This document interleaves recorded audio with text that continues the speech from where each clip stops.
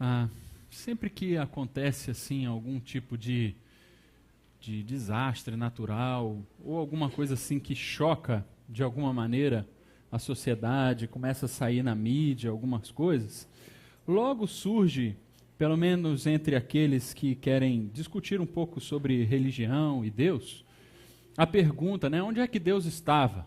Então surge lá o tsunami, ou então ali o ataque terrorista lá nas Torres Gêmeas no 11 de setembro, e aí pergunta-se, né, poxa, onde é que Deus estava que permitiu que isso acontecesse? E às vezes a gente pensa, quando acontece uma coisa disso, de que Deus de alguma forma se afasta em alguns momentos de nós. Deus fica longe da gente, ou pelo menos da humanidade, do controle da humanidade durante algum tempo, e aí acontece uma tragédia, alguma coisa assim. Na nossa vida pessoal também, não só nesses grandes eventos que acontecem, né, no mundo, mas também na nossa vida pessoal. Parece que às vezes a gente pergunta assim, cara, onde é que Deus está? Há tanto sofrimento, tanta dor, ou mesmo quando não há dor, mas você parece que não sente Deus próximo de você. De alguma forma parece que você enfrenta um deserto espiritual que não consegue perceber a presença de Deus. E aí você pensa assim, poxa, Deus está muito longe de mim. E a pergunta é, quão longe Deus está de mim? Mas hoje, eu queria inverter um pouco essa pergunta. Eu não queria fazer a pergunta, o quão longe Deus está de mim, mas eu acho que a pergunta bíblica talvez mais correta a se fazer é, o quanto eu estou longe, ou quanto o homem está longe de Deus. E às vezes a gente fica pensando em algumas respostas para isso, né? E algumas situações nos fazem, pelo menos, ter uma ideia de quão longe Deus está. Não só nesse tempo, né? Acabamos aí um grande feriado de carnaval, né? Estamos aí de volta, eu cheguei na sexta-feira da viagem, e nesses períodos parece que, não sei se no Brasil inteiro, mas parece que aqui no Rio de Janeiro, as pessoas se afastam ainda mais de Deus, né? É um período que parece que, assim, Deus, vira de costa aí que o negócio aqui vai pegar. Você não vai gostar muito do que o senhor vai ver aqui não na cidade. E parece que há uma licença moral para fazer qualquer tipo de coisa nesse período. Mas não só isso, assim, não só no carnaval, mas a gente vê a situação de quem tem o poder nas mãos, né? Na história como um todo do nosso país, que a corrupção, esse pecado de apenas pensar num projeto de poder e não no outro, na nação, ou alguma coisa parecida com isso. A gente vê gente sofrendo por conta da opressão, seja do Estado, seja de grandes empresas ou coisas assim, e a gente vê quão distante nós, os homens de maneira geral, está de Deus e do propósito que Deus tem para a vida do homem. A pergunta é o quão longe o homem está de Deus, e o quão longe, não só o homem de maneira geral, mas quão longe eu, pessoalmente, estou de Deus. Quantas coisas que na minha vida acontecem, decisões que eu tomo, ou decisões que eu não tomo, como a gente acabou de conversar durante esse primeiro mês aí do ano, sobre as disciplinas espirituais, e nós ficamos tão longe dessas disciplinas, que parece que isso nos afasta, vai nos afastando de Deus, e a gente vive no dia a dia, e de repente a gente se percebe assim, caramba, eu estou vivendo aí, vivendo, dia após dia, e não percebo que Deus está comigo. Eu não sinto a presença dele comigo, me sinto distante de Deus. Eu entro no meu quarto, tento fazer minha oração, mas parece que a minha oração não passa do teto, porque eu me sinto longe de Deus. E eu queria conversar sobre uma história na Bíblia, que está lá em Lucas 7. Se você quiser acompanhar na sua Bíblia, eu acho muito bom que você tenha aí uma Bíblia de papel. que você possa folhear e ver algumas histórias, algumas citações que a gente vai falar aqui. Se você quiser, nós temos ali na equipe da recepção, com a Leila, algumas Bíblias, é só você fazer um sinalzinho com a mão que vai chegar a você aí uma Bíblia. E essa história aqui é muito interessante, porque é a história de um encontro de Jesus com uma pessoa, e Jesus faz um milagre, né, aqui nessa história. Só que o milagre que Jesus faz é um milagre à distância. É interessante isso, né? Jesus fazendo um milagre à distância. Aquele que recebeu o milagre estava bem longe de Jesus. Mas Jesus fez esse milagre. É a história da cura que acontece à distância. E eu queria ler com vocês, eu acho que essa história vai nos ajudar um pouquinho a pelo menos nos aproximar de Deus e responder de uma forma um pouco mais positiva a essa pergunta: o quão longe eu e você estamos de Deus? Antes da gente orar, eu quero convidar, antes da gente ler, queria convidar você a orar. Feche seus olhos, baixe sua cabeça, esqueça um pouquinho aí de quem está do seu lado, encontre aí uma posição confortável para você. Quero desafiar você a ficar um minutinho em silêncio. Em silêncio. Não é orar em silêncio, é em silêncio. Logo depois nós iremos orar.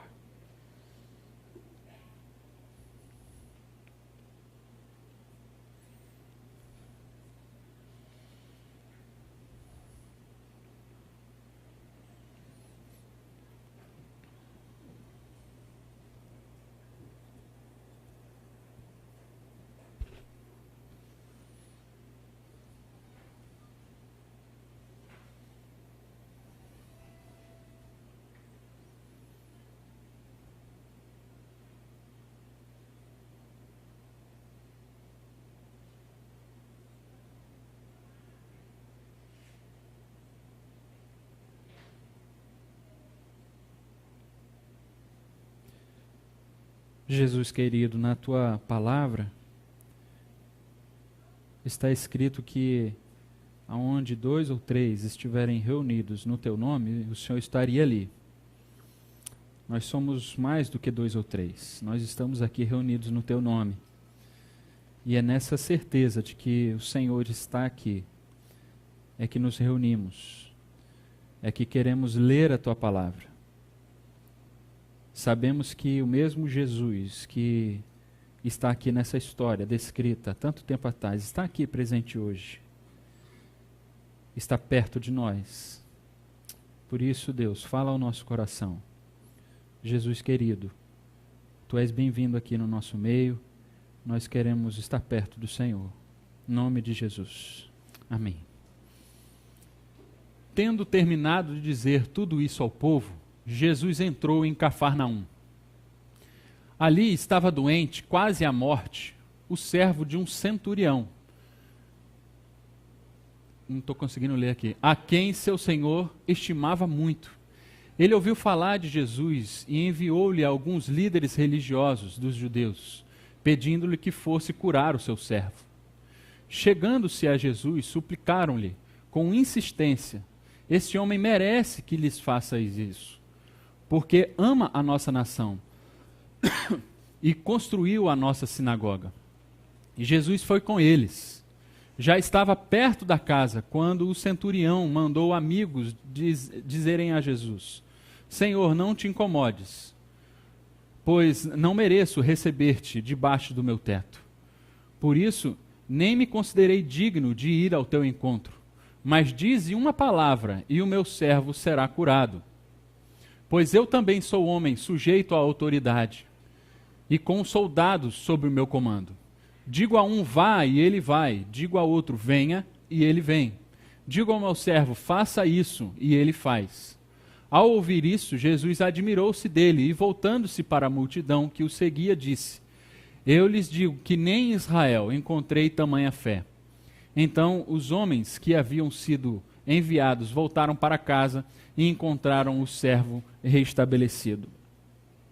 Essa história, que está narrada aqui em Lucas 7, a gente também encontra em Mateus 8. praticamente com as mesmas palavras. Alguns detalhes são diferentes. Em Mateus nós encontramos alguns detalhes complementares. Então eu vou, em algum momento, recorrer aqui a Mateus, a história da maneira que Mateus conta, para também complementar aqui a história que a gente acabou de ler. A pergunta inicial é: quem é esse centurião? Quem é esse homem que foi suplicar ajuda a Jesus? Primeiro, a gente vê no texto que ele é um centurião simpático ao povo judeu. O povo judeu gostava desse homem. Diz aí no versículo 5 que os judeus falando, né, os líderes lá dos judeus falaram assim: esse homem merece que lhes faça isso, porque ama a nossa nação e construiu a nossa sinagoga. Veja que o centurião, de alguma forma, usou da sua influência política ali, das suas riquezas, a gente não sabe, mas de alguma forma ele ajudou o povo judeu a construir ali uma sinagoga. Então o povo judeu, pelo menos ali a liderança, nos faz imaginar que gostava dele, era um povo que amava ali os judeus e de alguma forma se relacionava com eles. É interessante perceber que no Novo Testamento, toda vez que aparece um centurião, esse centurião é simpático ao povo judeu, é um homem de bom caráter, ou que acontece alguma coisa que faz com que esse centurião seja um homem bom. Então vamos lembrar aqui alguns personagens. Por exemplo, em Lucas 23, Jesus morre, e logo depois que Jesus morre, tem um centurião ali aos pés da cruz. E o centurião diz assim: verdadeiramente esse aí era filho de Deus. Então há uma confissão ali de que Jesus era filho de Deus realmente, que sai da boca de um centurião. Depois, 2 vezes em Atos, obrigado, Leila. Em Atos 10, o Cornélio, a gente até sabe o nome desse centurião, né? Diz o texto que ele dava esmolas, era piedoso, ele foi encontrar com Pedro. E depois, no capítulo 27, também um centurião que estava, vamos dizer ali, guardando Paulo. E ele estava no navio que afundou junto com Paulo. E preservou ali a vida de Paulo. Os soldados queriam matar todos os prisioneiros, com medo deles fugirem. E aí esse centurião, não, vamos preservar a vida de Paulo aqui, e não deixou que isso acontecesse. Então nós temos esses 3 exemplos, mais esse que a gente leu. Sempre que aparece um centurião, é interessante perceber isso. É um homem bom, um homem piedoso, que gosta do povo judeu. Uma outra informação sobre esse centurião é que essa palavra centurião é um cargo militar. O que é um centurião? Centurião é um chefe de 100 soldados. Então é um chefe militar ali que tinha sob o seu comando 100 soldados. É um cargo militar. Outra informação, porque ele é um cargo militar, ele é um funcionário do Império Romano. Por isso ele é um gentio. Ele não é um judeu, ele não faz parte do povo judeu, ele é um gentio. Ele é um funcionário do Império Romano. Apesar de ser alguém piedoso, alguém que ama o povo judeu, ele faz parte de um império que oprime o povo judeu, o Império Romano. E por último, ele tinha um servo muito estimado, mas que estava doente. Era um servo próximo, diz assim o versículo. Ali estava doente, quase à morte, o servo de um centurião, a quem o seu senhor estimava muito. Em Mateus, veja só como é que Mateus narra essa partezinha. O próprio centurião falando a Jesus: Senhor, meu servo está em casa, paralítico, em terrível sofrimento. Paralítico, a gente pode pensar, né? Ele estava de cama sem conseguir andar, sem conseguir sair da cama, de tão mal que ele estava. E o quadro dele, a gente não sabe qual era a doença, de fato, mas ele estava na cama, não conseguia sair de casa de maneira nenhuma, e, de certa forma, parecia às pessoas, né, ao centurião, que ele estava sofrendo muito, sofria terrivelmente, era um quadro assim difícil de ver, uma pessoa que está doente, agonizando em cima da cama, talvez sentindo muitas dores ali. A gente não sabe qual é o quadro, mas de fato ele sofria muito. E é interessante perceber que esse centurião vai pedir ajuda a Jesus para um servo dele. Interessante isso, porque a gente pode pensar que esse servo, né, fosse alguém do qual o centurião não tivesse muita estima ou não fosse muito próximo dele, porque afinal de contas é apenas um servo. Mas de alguma forma a relação desse centurião com esse servo era próxima, era íntima. Ele estimava muito esse servo que ele tinha. Talvez filho de uma serva, né, que nasceu dentro da sua casa, que ele conhecia desde criança, que correu junto com seus filhos, que estava ali na sua casa já há muito tempo, que já era quase um membro da família. Era um servo, mas que de alguma forma tinha uma relação muito íntima com esse centurião. Então, a gente traçou aqui um perfil desse homem que vai se encontrar com Jesus. E aí, ele faz uma súplica, ele faz um pedido a Jesus. Jesus, olha, o meu servo está muito doente, está sofrendo muito, eu gosto muito dele, é alguém muito estimado lá na minha casa, e eu queria a sua intervenção. E aí Jesus diz assim, tá bom, eu vou lá. E na hora que Jesus fala, eu vou, quando ele está indo, então o centurião parece que, não, calma aí, não era bem isso que eu estava querendo. E aí ele fala algumas coisas para Jesus. E eu queria destacar duas verdades que a palavra de Jesus para esse centurião, ou a palavra do centurião para Jesus, traz como verdade. Ele fala duas verdades aqui, muito interessantes. Primeiro, é uma verdade que reconhece a sua indignidade.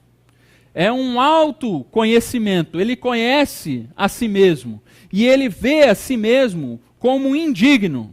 Versículos 6 e 7 vai dizer assim, Senhor, não te incomodes, pois não mereço receber-te debaixo do meu teto.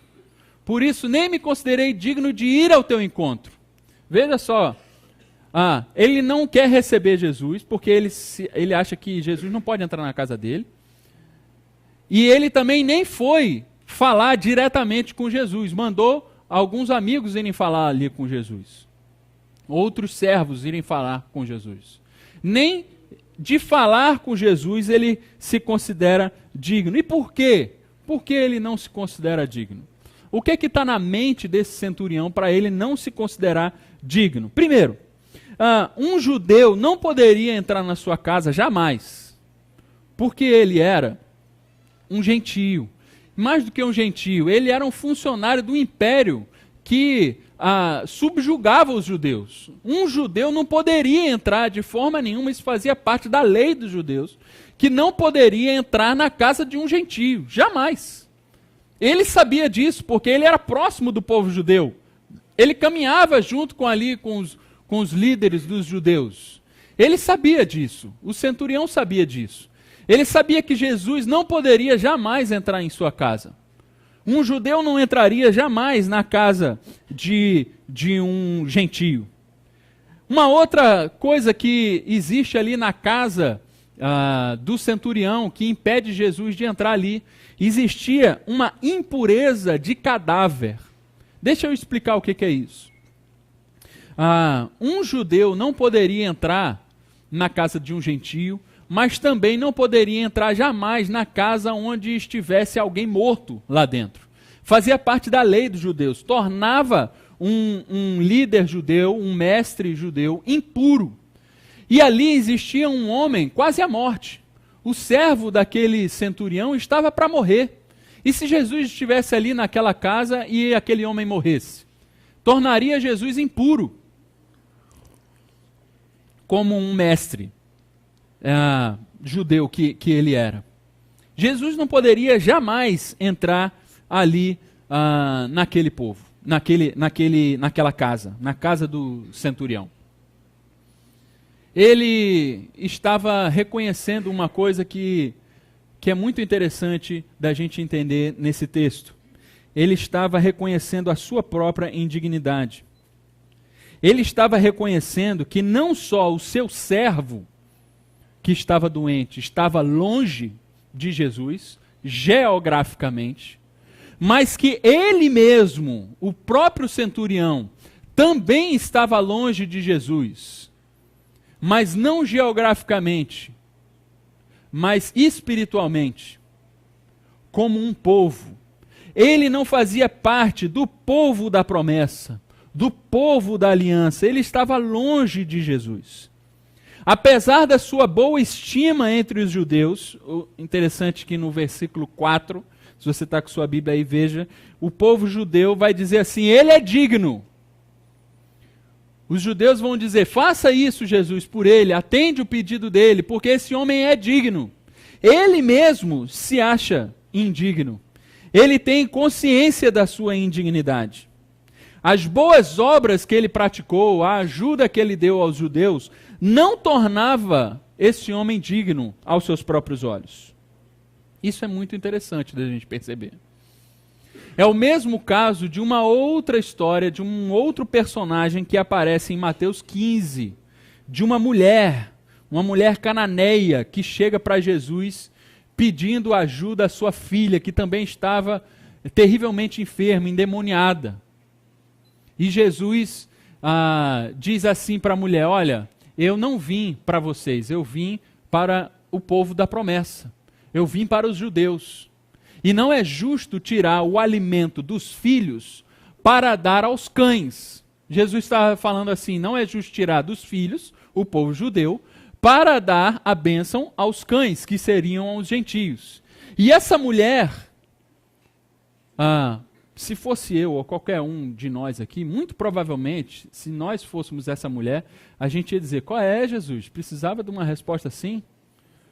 Pô, tá me chamando de cão. Tudo bem, eu não sou judeu, mas, precisava de uma resposta assim? Essa mulher não.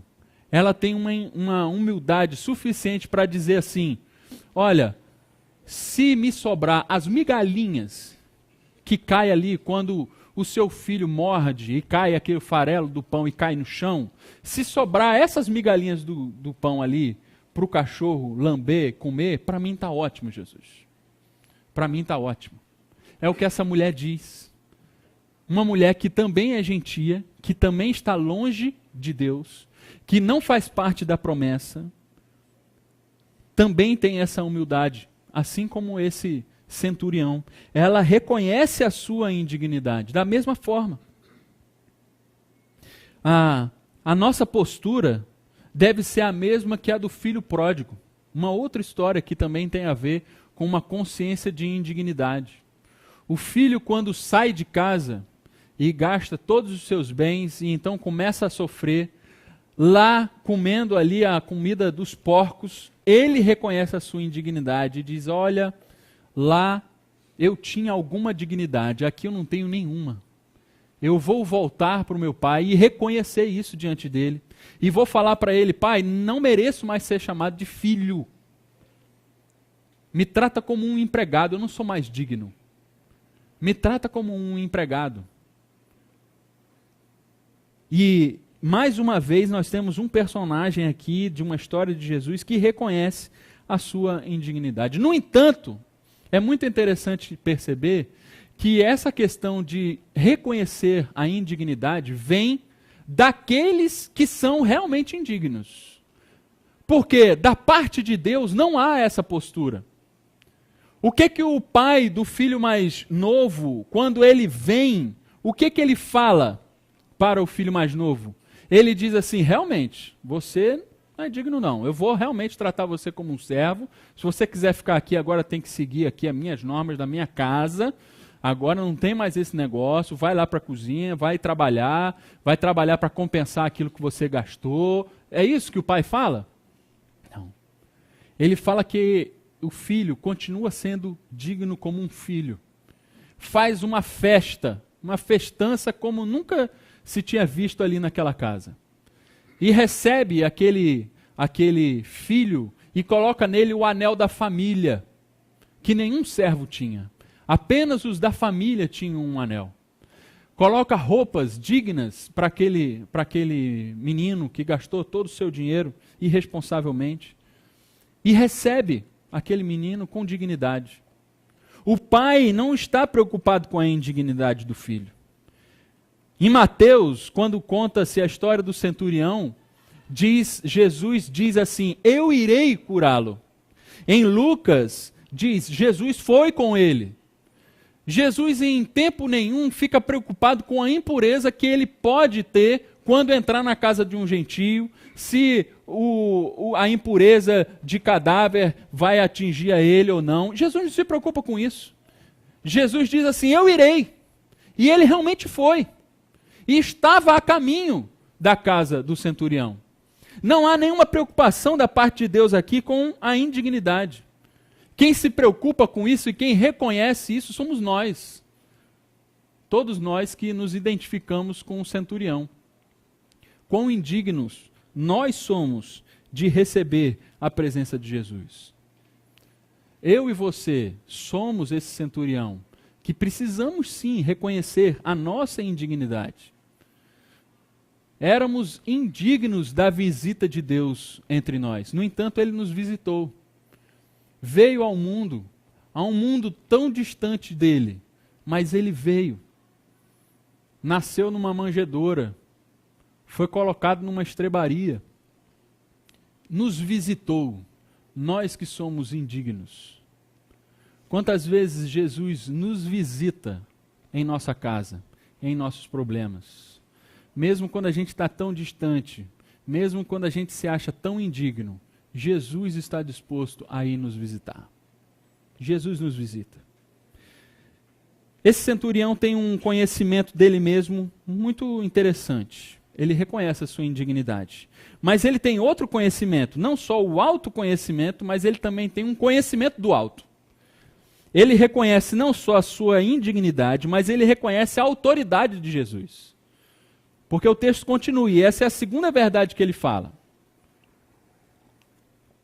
Diz assim: dize uma palavra e o meu servo será curado. Pois eu também sou homem sujeito à autoridade, e com soldados sob meu comando. Digo a um, vá, e ele vai. Digo ao outro, venha, e ele vem. Digo ao meu servo, faz isso, e ele faz. Veja, ele olha para si, a sua posição política, militar, e ele compara essa posição a Jesus. E o que significa essa comparação do centurião? Ele se compara a Jesus. Significa o seguinte: primeiro, um centurião tinha superiores e inferiores. Olha o que ele está dizendo ali no texto. Eu sou homem sujeito à autoridade, eu estou sob o comando de alguém, abaixo do comando de alguém, mas eu também tenho soldados sobre o meu comando. O centurião, ele tem superiores, alguém que está acima dele, mas ele também tem subordinados, inferiores, alguém que ele manda. Ele tem alguém que obedece e alguém que ele manda, que obedece a ele. E essa comparação com Jesus? Ora, não era exatamente assim que Jesus era? Jesus foi mandado por Deus e tinha autoridade sobre toda a criação. Jesus é o Filho de Deus. Tudo que Deus manda, o Pai manda, o Filho obedece. Meu Pai trabalha até agora e eu trabalho também. Então, tudo, assim como o Pai me enviou, eu também vos envio. Ou seja, ele é um enviado do Pai. Ele tem alguém acima dele, do qual ele respeita a autoridade, ele obedece. O seu Pai. Mas ele também tem autoridade sobre algumas pessoas. Ele tem autoridade sobre toda a criação. Assim como o centurião dizia aos seus subordinados, vá, venha, faz isso, faz aquilo, e eles obedeciam, Jesus também. Se ele tem autoridade sobre toda a criação, tudo que ele mandar a criação fazer, a criação obedece. O centurião está comparando a sua vida, o seu cargo, à vida de Jesus. E que comparação assim feliz que esse centurião tem. Um gentio reconhece que Jesus é enviado de Deus. Essa é a grande surpresa do texto. Um gentio, um centurião, alguém do Império Romano, um representante do Império Romano, reconhecer que Jesus é um filho de Deus. Aquilo que se esperava de um judeu e que os judeus não reconheciam, um gentio passa a reconhecer que Jesus é enviado de Deus e que ele tem autoridade sobre toda a criação. Jesus possuía uma autoridade especial. Assim como o centurião representava o Império Romano, onde ele estivesse, Jesus representa o reino dos céus, onde ele estiver.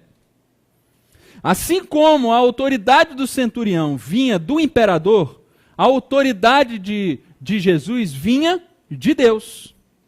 Assim como a jurisdição era todo o território e todo cidadão romano, a jurisdição do centurião, a jurisdição de Jesus era sobre todo homem e toda a criação. Todo homem e toda a criação.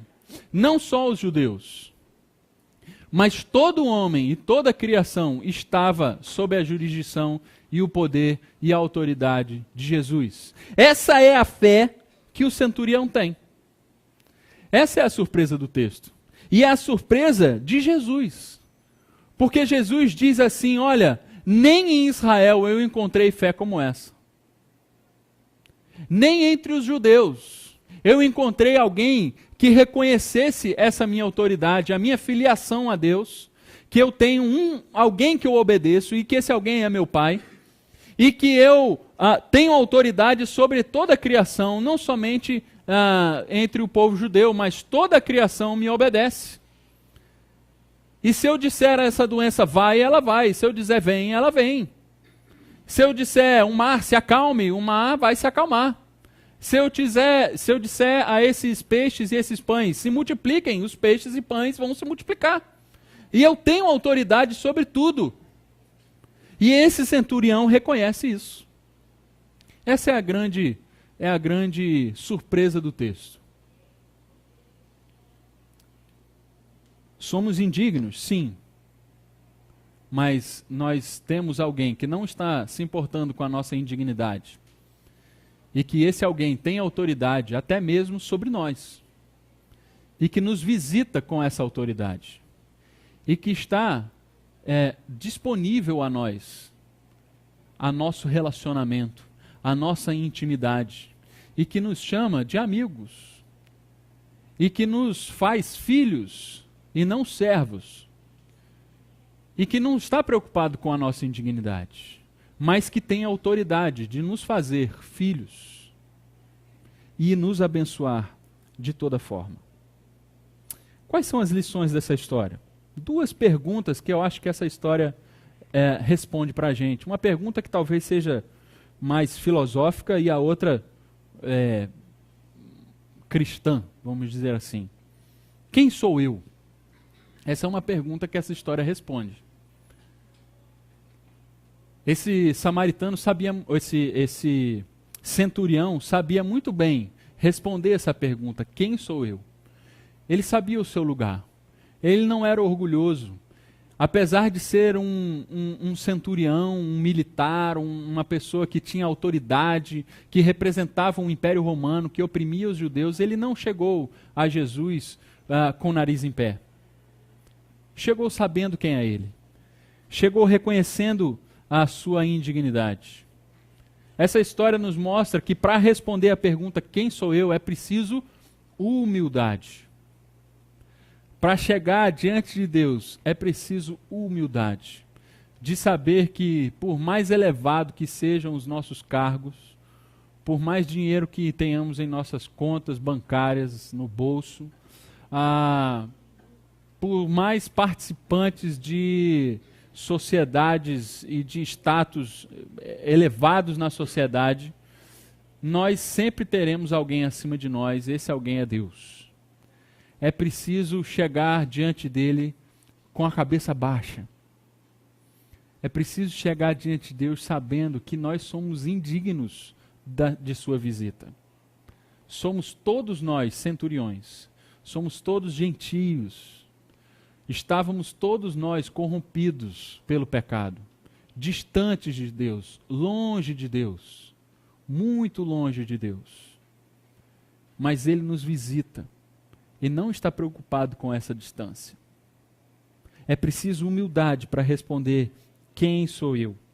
E uma segunda pergunta que essa história responde para a gente é: quem é Jesus? Quem é Jesus? Essa é uma pergunta central nos nossos dias, central. Responder essa pergunta é primordial para nós cristãos. Se nós não sabemos responder quem é Jesus, ou respondemos de maneira equivocada a essa pergunta, quem é Jesus, nós de fato não poderemos nos considerar filhos de Deus, ou mesmo discípulos de Jesus, melhor dizendo. Quem é Jesus? Quem é Jesus para você? Nessa história, isso nos leva a entender que, respondendo a essa pergunta, a gente precisa cair de joelhos. A gente precisa reconhecer que Ele está acima de qualquer coisa. E porque Ele é Filho de Deus. E essa história de que todos somos filhos de Deus, em parte é verdade, em parte não. Porque Jesus é Filho de Deus de uma maneira especial, de uma maneira que eu e você não somos. Ele é o primogênito. Ele é o próprio Deus, da mesma natureza que Deus. Ele é o Deus encarnado que veio nos visitar. E quando nós respondemos essa pergunta, quem é Jesus, dessa forma, Jesus é Deus, é o Filho de Deus, só nos resta uma coisa: adoração. Adoração. É olhar para nós e ver quão pequeno nós somos, e olhar para Deus e ver quão grande Ele é. Filho do Criador do universo. Sob Ele tem autoridade sobre todas as coisas. Todas as coisas. Saber disso, saber que alguém tem esse poder todo, não tem outra postura quando nós estamos diante de uma pessoa assim do que cair de joelhos em adoração. Eu não sou nada, eu sou indigno. Diante de alguém assim, eu não sou nada. Ele é tudo. São as duas posturas básicas para entender o discipulado cristão. Ser discípulo de Jesus. Humildade e adoração. Quando olhamos para nós mesmos, é preciso humildade. Quando olhamos para Jesus, é preciso adoração. Quão longe nós estamos de Deus? Quero terminar com um texto de Hebreus, capítulo 10, versículos 19 a 22. Diz assim: portanto, irmãos, temos plena confiança para entrar no Santo dos Santos, um lugar muito especial que representava a presença de Deus no Antigo Testamento.